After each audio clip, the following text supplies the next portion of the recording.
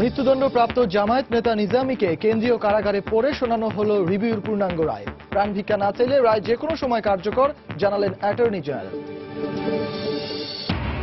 নিজামীর review appeal খারিজের পর পাকিস্তানের উদ্বেগ প্রকাশে দেশটির হাই কমিশনারকে তলব, করা প্রতিবাদ পররাষ্ট্র মন্ত্রণালয়ের। 16টি ইউনিয়নকে যুক্ত করে ঢাকার 2 সিটি কর্পোরেশনের আয়তন পুনর্বিন্যাস করা হবে, নিকারের বৈঠকে সিদ্ধান্ত। বাংলাদেশ ব্যাংকের অর্থ চুরির ঘটনায় সুইফটের 5 সদস্যকে জিজ্ঞাসাবাদের সিদ্ধান্ত সিআইডির। নতুন সংযোজিত ট্রানজ্যাকশন সিস্টেম উদ্দেশ্যমূলক ছিল বলে সন্দেহ। এবং বাংলাদেশ থেকে আকাশপথে কার্গো পরিবহনের উপর নিষেধাজ্ঞা শিথিল করেছে যুক্তরাজ্য ও অস্ট্রেলিয়া, জানালেন বিমানমন্ত্রী।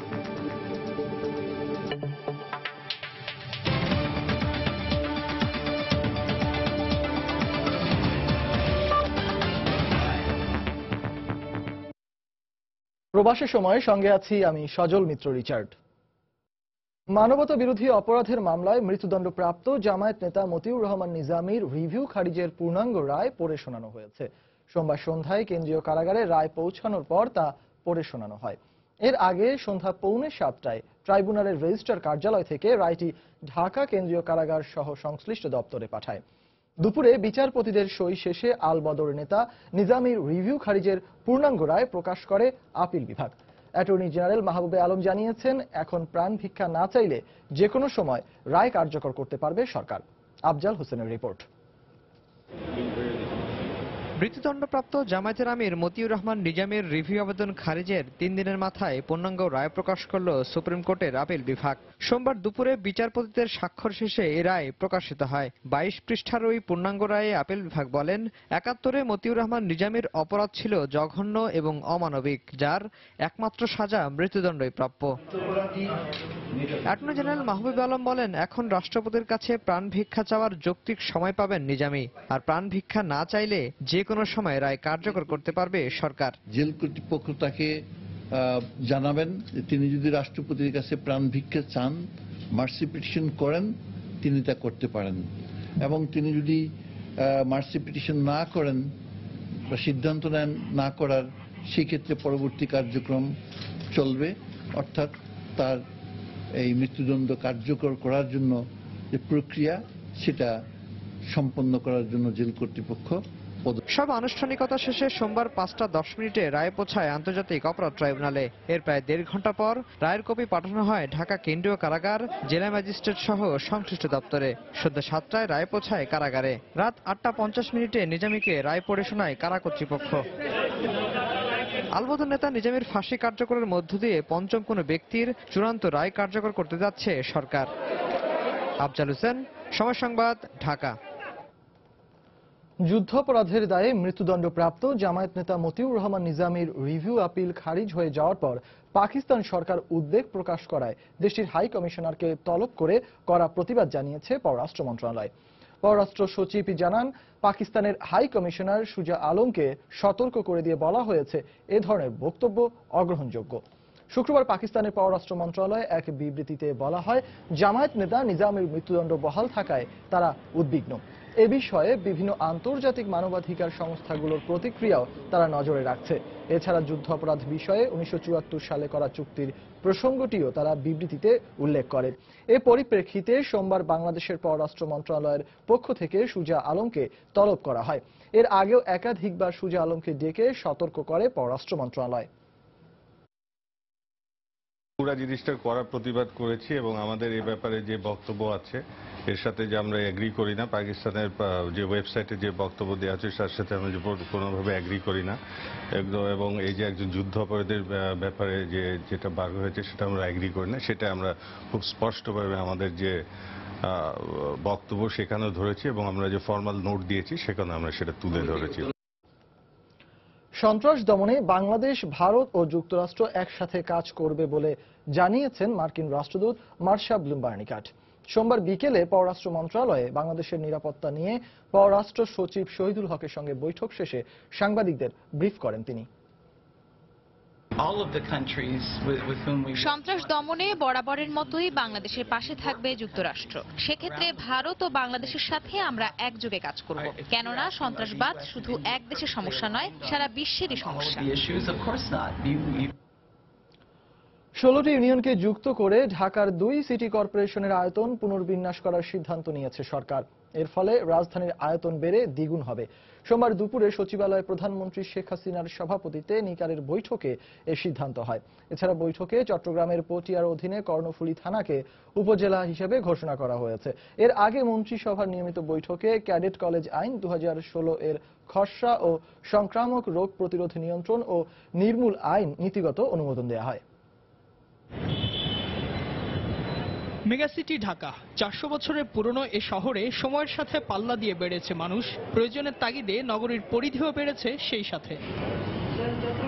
সোমবার সচিবালয়ে প্রশাসনিক পুনর্বিন্যাস সংক্রান্ত জাতীয় বাস্তবায়ন কমিটি নিকারের সভায় ঢাকার আশেপাশের 16টি ইউনিয়নকে সিটি কর্পোরেশনের অন্তর্ভুক্ত করার সিদ্ধান্ত নেওয়া হয়। 16টি ইউনিয়নের মধ্যে ঢাকা উত্তর সিটি কর্পোরেশনে 8টি ও দক্ষিণ সিটি কর্পোরেশনে 8টি নিয়ে রাজধানীর নতুন আয়তন পুনর্বিন্যাস করা হবে। মন্ত্রিসভার বৈঠক ও নিকার বৈঠক শেষে সংবাদ সম্মেলনে একথা জানান মন্ত্রী পরিষদ সচিব। ঢাকা মহানগরের চারিপাশে 16টা ইউনিয়ন আছে, আপনারা জানেন। এই 16টা ইউনিয়নকে মার্জ করে দেওয়া হয়েছে ঢাকা উত্তর এবং দক্ষিণ সিটি কর্পোরেশনের সাথে। 8টা উত্তরে 8টা দক্ষিণে। এখন ধরলে 129 বর্গ কিলোমিটার মতো ঢাকা শহরের সাইজ। এটা বেড়ে 270 বর্গ কিলোমিটার মতো হয়ে যাবে, ডাবলেরও বেশি। সচিব আরো জানান, রাজধানীর বাইরে চট্টগ্রামে পটিয়ার অধীন কর্ণফুলী থানাকে 490তম উপজেলা করা হয়েছে। মন্ত্রিপরিষদের বৈঠকে ক্যাডেট কলেজ আইন 2016 এর খসড়া ও সংক্রামক রোগ প্রতিরোধ নিয়ন্ত্রণ ও নির্মূল আইন নীতিগতভাবে অনুমোদন দেওয়া হয়। বর্তমানে যে 12টি ক্যাডেট কলেজ আছে সেগুলো পরিচালনা যেভাবে হয় সেটাকেই বাংলায় রূপান্তর করা হয়েছে। 64 সালের দি ক্যাডেট কলেজ অর্ডিন্যান্স 1964 নামে একটি আইন ছিল, ওই আইনকে অনুসরণ করে এ পর্যন্ত চলে আসছে।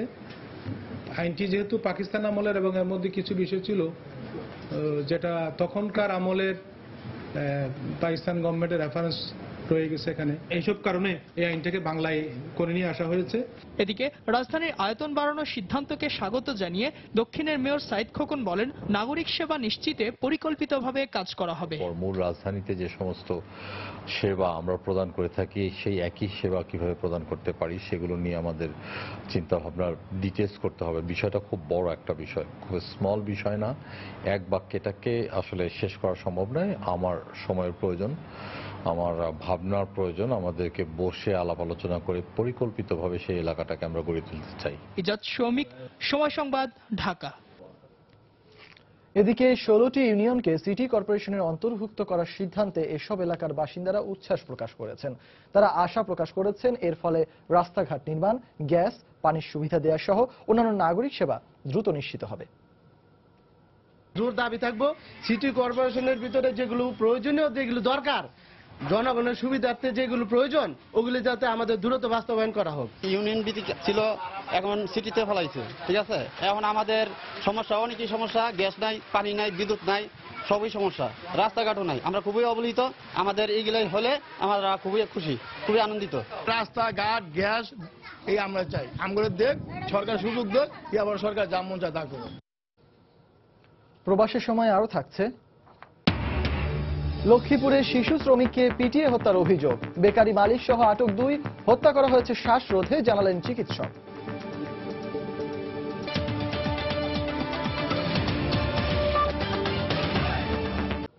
বিএনপি চেয়ারপারসন বেগম খালেদা জিয়ার সভাপতিত্বে দলটির স্থায়ী কমিটির বৈঠক অনুষ্ঠিত হয়েছে।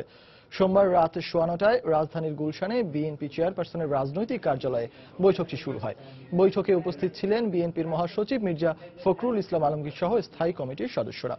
বিএনপির জাতীয় রাজনীতি ও দলের সাংগঠনিক কাঠামো নিয়ে বৈঠকে আলোচনা হয়েছে বলে বিএনপি সূত্রে জানা যায়। স্থায়ী কমিটির সদস্যদেরও এই বৈঠক ঘণ্টাব্যাপী চলে।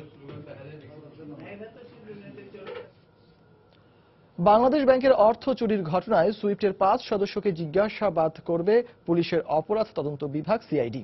এজন্য এরই মধ্যে সিআইডি বাংলাদেশ ব্যাংকের মাধ্যমে সুইফটের সঙ্গে যোগাযোগ করেছে। সিআইডি বলছে রিজার্ভ চুরির 3 মাস আগে সুইফটের প্রকৌশলীরা বাংলাদেশ ব্যাংকের সুইফট মেসেজিং প্ল্যাটফর্মের সঙ্গে নতুন যে ট্রানজেকশন সিস্টেমের সংযোজন করেছিলেন তার উদ্দেশ্য নিয়ে সন্দেহ করার যথেষ্ট কারণ রয়েছে। বিশ্বের বেশিরভাগ দেশের কেন্দ্রীয় ব্যাংকের আন্তর্জাতিক নিরাপদ লেনদেন সেবাদানকারী প্রতিষ্ঠান সুইফট 2015 সালের মাঝামাঝি বাংলাদেশ ব্যাংকের রিজার্ভ চুরির 3 মাস আগে সুইফটের প্রকৌশলীরা ব্যাংকটির সুইফট মেসেজিং প্ল্যাটফর্মের সাথে নতুন একটি ট্রানজ্যাকশন সিস্টেম সংযোজন করেন। সিআইডির অনুসন্ধান বলছে এ সময় বাংলাদেশ ব্যাংক ও সুইফটের মধ্যে যে বোঝাপড়া ছিল তার বাইরেও কিছু কাজ করেছেন প্রকৌশলীরা। তারা প্রথমবারের মতো রিয়েল টাইম গ্রস সেটেলমেন্ট সিস্টেমের সাথে সুইফটের নেটওয়ার্ক সংযুক্ত করে যায়। এ তৎপরতাকে অপরাধমূলক মনে করেই সুইফটের 5 প্রকৌশলীকে জিজ্ঞাসাবাদের জন্য ডেকেছে সিআইডি। ক্রিমিনাল ইন্টেনশনের বিষয়ে প্রশ্ন করার মতো যথেষ্ট উপাত্ত আমাদের কাছে আছে। ইন্ডিভিজুয়াল যে একটা দায় দায়িত্ব নির্ধারণের ব্যাপারটা আসবে, কে আসলে জড়িত, কতটুকু জড়িত, আমরা প্রাথমিকভাবে 5 জনের একটা নামের তালিকা বাংলাদেশ ব্যাংককে দিয়েছি। আমরা জানি তারা তাদেরকে কনভিউ করেছে। সিআইডি আরো জানিয়েছে রিজার্ভ চুরির ঘটনায় মিশরের কায়রোর একটি আইপির সম্পৃক্ততা পাওয়া গেছে। এই ঘটনায় এরই মধ্যে সেখানকার এক নারীকে জিজ্ঞাসাবাদ ও বেশ কিছু কম্পিউটার সরঞ্জাম জব্দ করেছে মিশরীয় পুলিশ। সেসব কম্পিউটার সরঞ্জামের ফরেনসিক বিশ্লেষণ করতে ইন্টারপোল ও এফবিআই এর সহায়তায় মিশরে যাওয়ার কথা ভাবছে সিআইডি। ইজিপ্টে একটা আইপি আছে। এখন আমরা কিন্তু অধীর আগ্রহে অপেক্ষা করছি তারা আমাদেরকে তথ্যটা দেবেন, এটাকে তাদের নিজের দেশের না অন্য দেশের, এবং কিভাবে তারা লিঙ্কড হলেন, কেন বাংলাদেশ ব্যাংকের একটা সার্ভার থেকে 5ই ফেব্রুয়ারি ঘটনা যখন চলছিল হ্যাকিংটা, ঠিক সেই সময়ে ওই আইপিতে একটা নোটিফিকেশন গেল। সিআইডি আরো জানিয়েছে সম্প্রতি ইন্টারপোলের 6 সাইবার ফরেনসিক বিশেষজ্ঞের সঙ্গে যৌথভাবে কাজ করার ফলে রিজার্ভ চুরির বিষয়ে চতুর্থ একটি দিকও তাদের সামনে এসেছে। ওমর ফারুক, সময় সংবাদ, ঢাকা। খাদ্যমন্ত্রী অ্যাডভোকেট কামরুল ইসলাম বলেছেন, সজীব ওয়াজেদ জয়ের বিরুদ্ধে অভিযোগ প্রমাণ করতে না পারলে জাতির কাছে জবাবদিহি করতে হবে বেগম খালেদা জিয়াকে। সোমবার বিকেলে এক অনুষ্ঠানে তিনি এ মন্তব্য করেন। আওয়ামী লীগ সভানেত্রী ও প্রধানমন্ত্রী শেখ হাসিনার স্বামী পরমাণু বিজ্ঞানী প্রয়াত ডক্টর ওয়াজেদ মিয়ার 7ম মৃত্যুবার্ষিকী উপলক্ষে বঙ্গবন্ধু অ্যাভিনিউতে কেন্দ্রীয় কার্যালয়ে মিলাদ মাহফিলের আয়োজন করে দক্ষিণ ঢাকা মহানগর আওয়ামী লীগ। এতে অংশ নেন ঢাকা উত্তর মহানগরের সাধারণ সম্পাদক সাদেক খান, দক্ষিণের সাধারণ সম্পাদক শাহে আলম মুরাদ সহ মহানগরের নেতাকর্মীরা। মিলাদ মাহফিলে প্রয়াত ডক্টর ওয়াজেদ মিয়ার বিদেহী আত্মার শান্তি কামনা করে দোয়া করা হয়। মিলাদের আগে এক আলোচনা সভায় খাদ্যমন্ত্রী অভিযোগ করেন, নিজের মামলা থেকে বাঁচতেই জয়ের বিরুদ্ধে মিথ্যাচার করছেন বেগম জিয়া। বেগম খালেদা জিয়ার যখন দুর্নীতির মামলা আজকে একেবারে চূড়ান্ত প্রমাণের দিকে, নিষ্পত্তির দিকে এগিয়ে যাচ্ছে, তার সন্তানের মামলা, এই খুনের মামলা, 21 আগস্ট ট্রেনের হত্যার মামলা যখন চূড়ান্ত নিষ্পত্তির দিকে যাচ্ছে, বেগম খালেদা যখন বুঝতে পারছেন যে এই মামলায় তার ভবিষ্যৎ কি হবে, তার সন্তানের ভবিষ্যৎ কি, যখন তিনি অনুধাবন করতে পারছেন, তখন তিনি আজকে সজীব ওয়াজেদ জয়ের এই চরিত্র হরণের জন্য, চরিত্রকে খননের জন্য, চরিত্রে কালিমা লেপনের জন্য আজকে মিথ্যাচার করছেন। আমি স্পষ্ট বলতে চাই, যেই অভিযোগ তিনি করছেন, যে মিথ্যাচার তিনি করছেন, তার জবাব তাকেই দিতে হবে, তার প্রমাণ তাকেই করতে হবে। যদি না করতে পারেন, তার জবাব জাতির কাছে তাকে জবাবদিহি করতে হবে। বিএনপির মহাসচিব মির্জা ফখরুল ইসলাম আলমগীর বলেছেন, একদলীয় শাসন দীর্ঘস্থায়ী করতেই বিচার বিভাগের স্বাধীনতা ক্ষুণ্ণ করতে চায় সরকার। সোমবার বিকেলে বিএনপির ভাইস চেয়ারম্যান সাদেক হোসেন খোকার রোগ মুক্তি কামনায় রাজধানীর গোপীবাগে আয়োজিত দোয়া অনুষ্ঠানে তিনি এ মন্তব্য করেন। দেশের রাজনৈতিক ও সাংবিধানিক সংকট চলছে বলে মন্তব্য করে মির্জা ফখরুল আরও বলেন, জনগণের নির্বাচিত সরকার ছাড়া এই সংকট থেকে উত্তরণের কোনো উপায় নেই। বিচার বিভাগ তারা যখন তাদের স্বাধীনতাকে রক্ষা করবার জন্য তারা রায় দিচ্ছেন, তখন পার্লামেন্ট সেখানে তাদের বিরোধিতা করছে, কারণ তারা ওই একদলীয় শাসন ব্যবস্থায় প্রতিষ্ঠা করতে চায়। তারা বিচার বিভাগের স্বাধীনতাকে রক্ষা করতে চায় না। আজকের এই বাংলাদেশ যে সংকটে পড়েছে, একদিকে রাজনৈতিক সংকট, অন্যদিকে যে সাংবিধানিক সংকট, এই সংকটকে মুক্ত করতে হলে সত্যিকার অর্থেই জনগণের নির্বাচিত একটি সরকার ছাড়া এর কোনো বিকল্প নেই। রাজধানীর পল্টন থানায় নাশকতার মামলায় বিএনপির মহাসচিব মির্জা ফখরুল ইসলাম আলমগীরের জামিন মঞ্জুর করেছেন আদালত। সোমবার সকালে ঢাকা মহানগর হাকিম মারুফ হোসেনের আদালত শুনানি শেষে জামিন মঞ্জুর করেন। এর আগে সকাল 10:30টার দিকে আদালতে আত্মসমর্পণ করেন বিএনপির এই নেতা। বিএনপির হরতাল অবরোধ চলাকালে পল্টনে গাড়ি ভাঙচুর ও পেট্রোল বোমা নিক্ষেপের অভিযোগে নাশকতার এই মামলাটি দায়ের করেন পল্টন থানা পুলিশ। এছাড়া রাজধানীর শাহজাহানপুর থানার অপর এক নাশকতার মামলায় মির্জা ফখরুল, আমানুল্লাহ আমান সহ বিএনপির 23 নেতাকর্মীর বিরুদ্ধে চার্জ গঠনের জন্য আগামী 1 জুন দিন ধার্য করেছেন আদালত।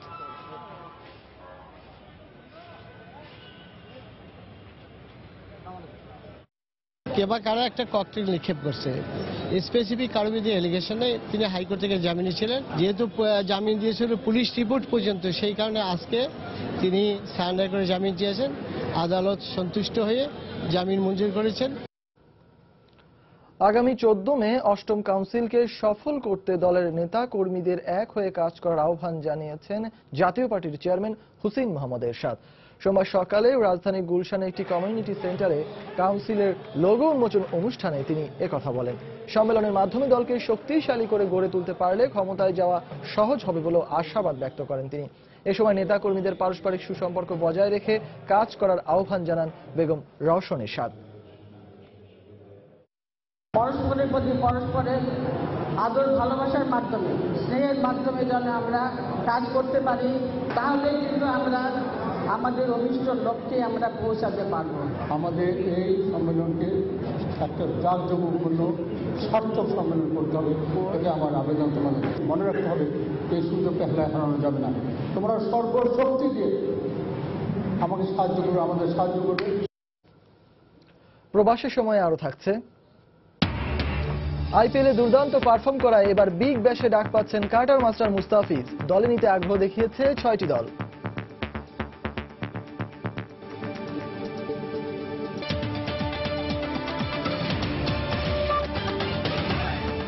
আরএফএল ওয়াটার পাম্প, পানি দেবে টেনশন নয়। আসন্ন রমজানে নিত্য প্রয়োজনীয় ভোগ্য পণ্যের মূল্য স্থিতিশীল রাখতে নানা উদ্যোগ নিয়েছে trading corporation of Bangladesh TCB. রমজানের আগে সারা দেশের নিজস্ব ডিলার ছাড়াও বিভাগীয় ও জেলা সদরে 174টি ট্রাক এবং নিজস্ব 10টি খুচরা বিক্রয় কেন্দ্রের মাধ্যমে মসুর ডাল, চিনি, ছোলা, ভোজ্য তেল ও খেজুর বিক্রি করবে টিসিবি। তবে বাজারে কিছু পণ্যের দাম ঊর্ধ্বমুখী হওয়ায় ক্যাবের মতে বাজার নিয়ন্ত্রণে এখনই টিসিবিকে সক্রিয় হতে হবে। হাজেরা শিউলির রিপোর্ট। সারা বছর বাজারে সেভাবে সক্রিয় না থাকলেও রমজানকে সামনে রেখে গত নভেম্বর থেকে প্রস্তুতি শুরু হয়েছে টিসিবির। ইতিমধ্যে পর্যাপ্ত চিনি ও মসুর ডাল মজুত করা হয়েছে। ভোজ্য তেল ও খেজুর কেনার প্রক্রিয়াও সম্পূর্ণ বলে জানানো হয় প্রতিষ্ঠানটির পক্ষ থেকে। সারা দেশে নিয়োজিত ডিলারদের পাশাপাশি ভ্রাম্যমাণ ট্রাকের মাধ্যমে ও খুচরা বিক্রয় কেন্দ্রে বাজার দরের চেয়ে কম দামে রমজানের এই 5টি অপরিহার্য পণ্য বিক্রি করবে টিসিবি। তবে এখনো পণ্যের মূল্য নির্ধারণ করা হয়নি। আমরা ইতিমধ্যে মসুর ডাল এবং চিনির মজুত করে তুলেছি। স্থানীয় বাজার থেকে ভোজ্য তেল সংগ্রহ করব, আর ছোলাটা মাসের মাঝামাঝিতে আমাদের গোদামে চলে আসবে। স্থানীয় বাজার থেকে আমরা খেজুরটা সংগ্রহ করে ডিলারদের মাধ্যমে দিব। সারা দেশে আমাদের 2952 জন ডিলার আছে। ডিলারের মাধ্যমে এবং 174টি খোলা ট্রাক ও 10টি নিজস্ব খুচরা বিক্রয় কেন্দ্রের মাধ্যমে আমাদের এই পণ্য বিক্রি করব। শেষ রমজান পর্যন্ত আমাদের পণ্য বিক্রয় কার্যক্রমটা চলমান থাকবে। ভোক্তা অধিকার সংগঠন ক্যাবের মতে কৌশল পরিবর্তন করে ব্যবসায়ীরা আগেভাগেই কিছু পণ্যের দাম বাড়িয়ে দিচ্ছে। তাই দেরি না করে খুব দ্রুত টিসিবিকে সক্রিয় হতে হবে। যেহেতু সরকারের চাপে থাকে ব্যবসায়ীরা, তারা রোজার সময় মূল্যটা বৃদ্ধি না করে সম্ভবত স্ট্র্যাটেজি চেঞ্জ করে আগেই দাম বাড়ানোর প্রচেষ্টা নিয়েছে। কয়েকটা পণ্যের যেগুলির মূল্য রোজার সময় খুব বাড়ে, চাহিদার বা রোজার সময় বাড়ে একটু ঊর্ধ্বমুখী আমরা মনে করি। তা হলো টিসিবি যে মজুদ গড়ে তুলেছে, সেই মজুদটা নিয়ে বাজারের যে ইন্টারভেনশন, যে বাজারে যে হস্তক্ষেপ, তা একটু আগে করতে হবে। টিসিবির পণ্য খোলা বাজারে বিক্রি রোধে মাঠ পর্যায়ে স্থানীয় প্রশাসনকে নজরদারি পরামর্শ দিয়েছেন বাজার বিশ্লেষকরা।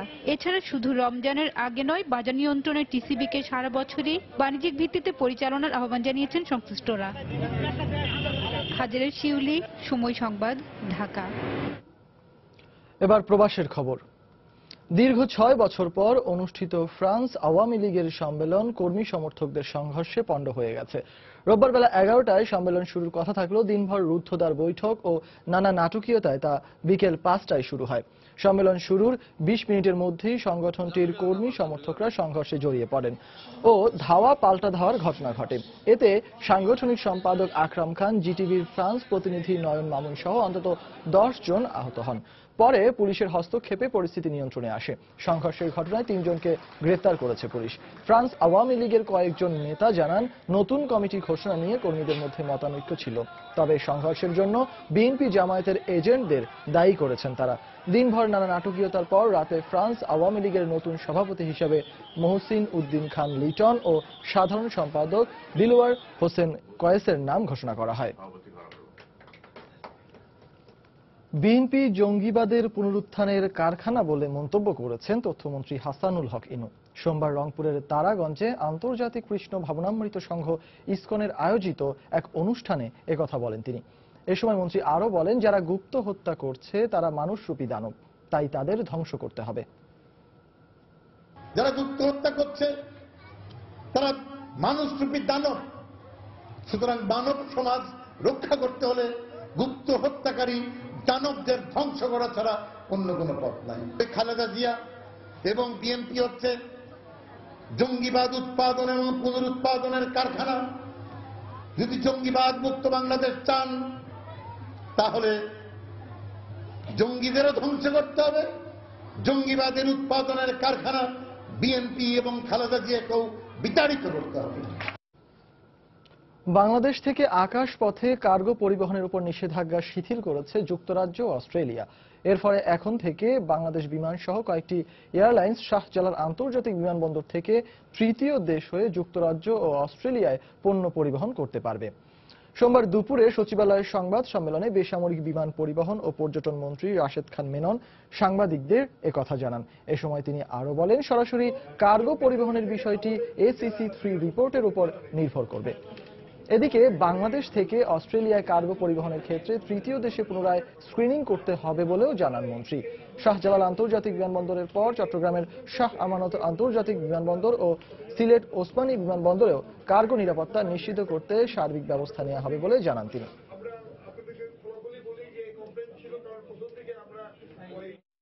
গত 5 মে তারিখে হযরত শাহজালাল আন্তর্জাতিক বিমানবন্দরের কার্গো ভিলেজে RA3, এটা হচ্ছে EU aviation security validated regulated agent হিসেবে মর্যাদা লাভ করে।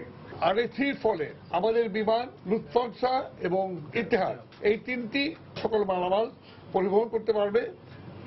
তবে ডাইরেক্ট ফ্লাইট টু লন্ডন সেটা ACC3 উপর নির্ভরশীল।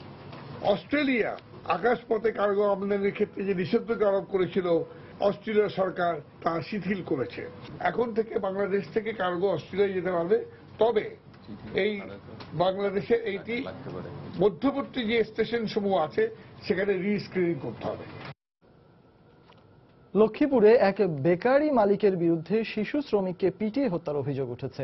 সোমবার সকালে নিহত শিশুর লাশ উদ্ধার করা হয়। এই ঘটনায় মামলা দায়েরের পর 2 জনকে গ্রেফতার করেছে পুলিশ। এদিকে নিহতের শরীরে জখমের চিহ্ন রয়েছে বলে জানিয়েছেন চিকিৎসকরা। লক্ষ্মীপুর প্রতিনিধি মোহাম্মদ মাহবুবুল ইসলাম ভুইয়ার পাঠানো তথ্য, ছবি নিয়ে ডেস্ক রিপোর্ট। সোমবার সকালে লক্ষ্মীপুর সদর উপজেলার রামকৃষ্ণপুরের এই ভবনের আনন্দ পেস্ট্রি শপ নামক বেকারি থেকে উদ্ধার করা হয় দক্ষিণ মাগুরি গ্রামের আবুল কালামের ছেলে আলাউদ্দিনের লাশ। স্বজনদের অভিযোগ, বেকারিতে কাজ শুরুর পর থেকেই আলাউদ্দিনকে নানা অজুহাতে মারধর করত বেকারির মালিক নাসিরউদ্দিন ও অন্যান্য শ্রমিকরা। সবশেষ রোববার তাদের বেধড়ক মারধরেই তার মৃত্যু হয়। পরে আলাউদ্দিন আত্মহত্যা করেছে বলে পরিবারকে জানিয়ে পালিয়ে যায় তারা। খবর পেয়ে নিহতের লাশ উদ্ধার করে লক্ষ্মীপুর সদর হাসপাতাল মর্গে পাঠায় পুলিশ। ওকে প্রায় সময় মারধর করতো, আমাদের কাছে এসে বলতো, আমরা ওদেরকে ওখানে যা মানা করছি যে ওকে মারধর করেন না, ও ছোট মানুষ। আমার মাসুম বাচ্চাটা মাত্র 13 বছর বয়স, 3 জন লোকে মারে, তারপরে কারখানা থেকে তালা মারে। ভাগছে। আমার বাইরে যারা নির্মমভাবে হত্যা করেছে আমরা তাদের বিচার চাই। হাসপাতালের চিকিৎসকরা জানিয়েছেন নির্যাতনের কারণেই শিশু আলাউদ্দিনের মৃত্যু হয়েছে। পোস্টমর্টমে যেটা দেখা গেছে যে তার শরীরে বিভিন্ন রকমের জখমের চিহ্ন আছে। আর যে বিষয়টা বলা হচ্ছিল যে সে আত্মহত্যা করছে, আসলে আমাদের কাছে মনে হয়নি যে সে আত্মহত্যা করছে। এদিকে এই ঘটনায় সোমবার বিকেলে বেকারির মালিক সহ 3 জনের নাম উল্লেখ করে চন্দ্রগঞ্জ থানায় মামলা করেছেন নিহতের বাবা। মামলা রেকর্ড করার পরে 2 জনকে গ্রেপ্তার করতে সক্ষম হই এবং অন্যদের গ্রেপ্তার করার জন্য আমরা অভিযান অব্যাহত আছে, মামলা তদন্ত চলতেছে। নিহত আলাউদ্দিন 5 ভাই বোনের সবার ছোট। সময় সংবাদ, লক্ষ্মীপুর। নারায়ণগঞ্জে সেপটিক ট্যাঙ্ক পরিষ্কার করতে গিয়ে গ্যাসের বিষক্রিয়ায় 3 শ্রমিকের মৃত্যু হয়েছে। অসুস্থ অপর 7 জনের মধ্যে 5 জনকে ঢাকা মেডিকেলে ভর্তি করা হয়েছে। সোমবার দুপুরে ফতুল্লার ধর্মগঞ্জ এলাকায় এই দুর্ঘটনা হয়। স্থানীয়রা জানান একটি কারখানার সেপটিক ট্যাঙ্ক পরিষ্কার করছিল 10 শ্রমিক। এই সময় বিষাক্ত গ্যাসে তারা অসুস্থ হয়ে পড়েন। তাৎক্ষণিকভাবে তাদেরকে উদ্ধার করে নারায়ণগঞ্জের 300 শয্যা বিশিষ্ট হাসপাতালে নেওয়া হলে 2 জনকে মৃত ঘোষণা করেন চিকিৎসকরা। আশঙ্কাজনক অবস্থায় 6 জনকে ঢাকা মেডিকেলে স্থানান্তর করা হয়। পরে সেখানে চিকিৎসাধীন অবস্থায় আরও 1 জনের মৃত্যু হয়। রাজধানীর জিকাতলা থেকে প্রতারক চক্রের 2 সদস্যকে আটক করেছে র্যাব 1। সোমবার দুপুরে সংবাদ সম্মেলনে র্যাব জানায় দীর্ঘদিন ধরে কম মূল্যে নিলামের গাড়ি সহ অন্যান্য পণ্য দেওয়ার কথা বলে অর্থ হাতিয়ে নিচ্ছে এই চক্রটি। পরিবারের 7 সদস্য এ প্রতারণার সঙ্গে জড়িত থাকলেও রোববার রাতে হাফিজ ও তার ছেলে বিপ্লবকে আটক করে র্যাব। সম্প্রতি কমপক্ষে 30 জনের কাছ থেকে অন্তত 7 কোটি টাকা হাতিয়ে নেওয়ার কথা স্বীকার করে প্রাথমিক জিজ্ঞাসাবাদে তারা স্বীকার করেছে বলে র্যাবের দাবি। 26 মে থেকে 9 জুন পর্যন্ত অনলাইন ও মোবাইল ফোনের মাধ্যমে দেশের সব সরকারি ও বেসরকারি কলেজে একাদশ শ্রেণীতে ভর্তির আবেদন নেওয়া হবে এবং 18 থেকে 30 জুন পর্যন্ত শিক্ষার্থীরা ভর্তি হতে পারবে বলে জানিয়েছেন শিক্ষামন্ত্রী নুরুল ইসলাম নাহিদ। সোমবার বিকেলে সচিবালয়ে শিক্ষামন্ত্রী সাংবাদিকদের একথা বলেন। চলতি বছর শিক্ষার্থীরা 10টি কলেজকে পছন্দের তালিকায় রাখতে পারবে বলেও জানান তিনি। গতবারও অনলাইনে আবেদন নিয়েছিলাম এবং আমরা বলেছিলাম যে 5টা কলেজের নাম দিয়ে তারা আবেদন করতে পারবে। তবে পরিবর্তনটা হচ্ছে এইখানে 5টা কলেজের পরিবর্তে মোট 10টা কলেজের অপশন দিতে পারবেন। তার জন্য সুবিধাটা বেড়ে গেল। অনলাইনে করলে 150 টাকা এই 10টার জন্য বা যটাই করেন তার জন্য, আর SMS করলে 120 টাকা। 18 জুন থেকে 30 জুন পর্যন্ত ভর্তির তারিখ নির্ধারণ থাকবে। লেট ফি দিয়ে 10 তারিখ থেকে 20 তারিখ পর্যন্ত জুলাই মাসের আমরা ভর্তি নেব। প্রখ্যাত পরমাণু বিজ্ঞানী ও প্রধানমন্ত্রী শেখ হাসিনার স্বামী ডক্টর M.A. ওয়াজেদ মিয়ার 7ম মৃত্যুবার্ষিকী উপলক্ষে সোমবার মিলাদ ও দোয়া মাহফিলের আয়োজন করা হয়। বাদ মাগরিব রাজধানীর ধানমন্ডি সুধা সদনে এ মিলাদ মাহফিল অনুষ্ঠিত হয়। এ সময় উপস্থিত ছিলেন প্রধানমন্ত্রী শেখ হাসিনা। মিলাদ মাহফিলে তার আত্মার মাগফিরাত কামনা করে দোয়া করা হয়। 2009 সালের 9 মে দীর্ঘদিন কিডনির সমস্যা সহ হৃদরোগ ও শ্বাসকষ্টজনিত রোগে ভুগে রাজধানীর স্কয়ার হাসপাতালে 67 বছর বয়সে মৃত্যু হয় তার। এবার আন্তর্জাতিক প্রসঙ্গ। যুক্তরাষ্ট্রের নিষেধাজ্ঞা উপেক্ষা করে মাঝারি দূরত্বের সাজিল ব্যালিস্টিক ক্ষেপণাস্ত্রের পরীক্ষা চালিয়েছে ইরান। ইরান সেনাবাহিনীর উপপ্রধানের বরাতে স্থানীয় গণমাধ্যম জানিয়েছে 2 সপ্তাহ আগে এই ক্ষেপণাস্ত্রের পরীক্ষা চালানো হয়। 2000 কিলোমিটার দূরত্বের এই ক্ষেপণাস্ত্র ইসরায়েল সহ মধ্যপ্রাচ্যের বেশ কয়েকটি দেশে হামলা চালাতে সক্ষম বলে জানায় তারা। এর আগে গত মার্চ মাসে আরেকটি ক্ষেপণাস্ত্রের পরীক্ষা চালিয়েছিল দেশটি।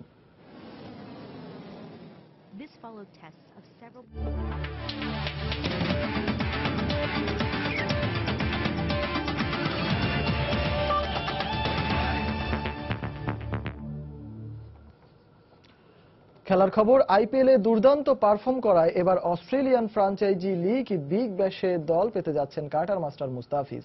বিগ ব্যাশের আসন্ন মৌসুমের জন্য অন্তত 6টি দল তাকে পেতে আগ্রহ প্রকাশ করেছে। তবে কার্টার মাস্টার কোন দলে ভিড়বেন তা নিশ্চিত হয়নি এখনো।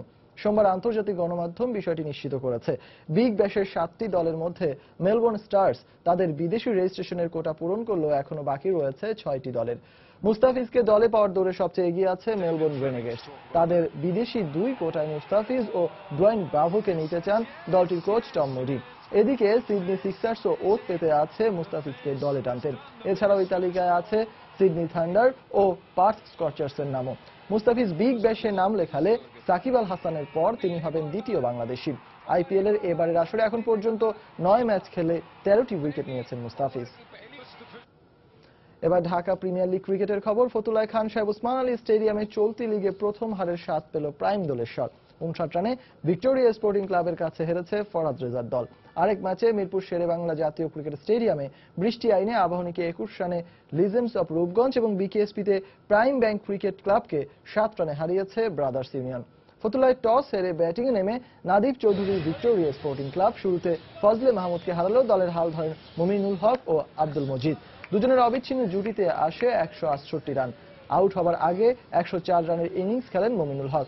2 বছর পর ঘরোয়া লিগে সেঞ্চুরি পেলেন মুমিনুল, তবে 6 রানের জন্য সেঞ্চুরির আক্ষেপ নিয়ে প্যাভিলিয়নে ফেরেন মজিদ। দুইজনের সুবাদে 270 রানের বড় সংগ্রহ পায় ভিক্টোরিয়া। প্রাইম দোলেশ্বরের হয়ে 3 উইকেট নেন পেসার আলামিন হোসেন। 271 রানের টার্গেট সামনে রেখে ব্যাট করতে নেমে বিপর্যয়ে পড়ে প্রাইম দোলেশ্বর। রকিবুল হাসানের অর্ধশতকের উপর ভর করে 211 রানে থামে প্রাইম দোলেশ্বর। ফলে 59 রানের জয় তুলে নেয় ভিক্টোরিয়া। আর লিগে প্রথম হারের স্বাদ নিয়ে মাঠ ছাড়ে প্রাইম দোলেশ্বর।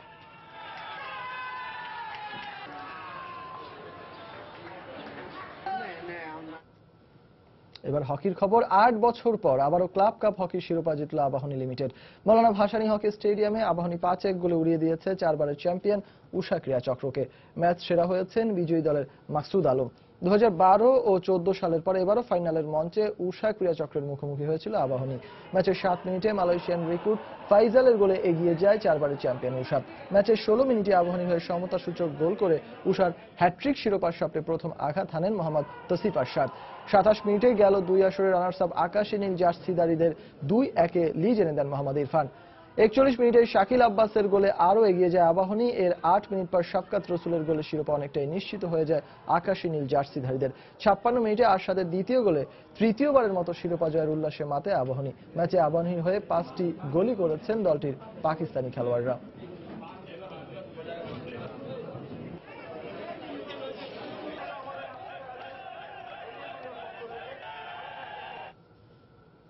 এ পর্যায়ে শীর্ষ সংবাদ জানিয়ে দিচ্ছি আরেকবার। মৃত্যুদণ্ড প্রাপ্ত জামায়াত নেতা নিজামীকে কেন্দ্রীয় কারাগারে পড়ে শোনানো হলো রিভিউর পূর্ণাঙ্গ রায়। প্রাণ ভিক্ষা না চাইলে রায় যে কোনো সময় কার্যকর, জানালেন অ্যাটর্নি জেনারেল। নিজামীর রিভিউ আপিল খারিজের পর পাকিস্তানের উদ্বেগ প্রকাশে দেশটির হাই কমিশনারকে তলব, করা প্রতিবাদ পররাষ্ট্র মন্ত্রণালয়ের। 16টি ইউনিয়নকে যুক্ত করে ঢাকার 2 সিটি কর্পোরেশনের আয়তন পুনর্বিন্যাস করা হবে, নিকারের বৈঠকে সিদ্ধান্ত। বাংলাদেশ ব্যাংকের অর্থ চুরির ঘটনায় সুইফটের 5 সদস্যকে জিজ্ঞাসাবাদের সিদ্ধান্ত সিআইডির। নতুন সংযোজিত ট্রানজ্যাকশন সিস্টেম উদ্দেশ্যমূলক ছিল বলে সন্দেহ। এবং বাংলাদেশ থেকে আকাশপথে কার্গো পরিবহনের উপর নিষেধাজ্ঞা শিথিল করেছে যুক্তরাজ্য ও অস্ট্রেলিয়া, জানালেন বিমানমন্ত্রী।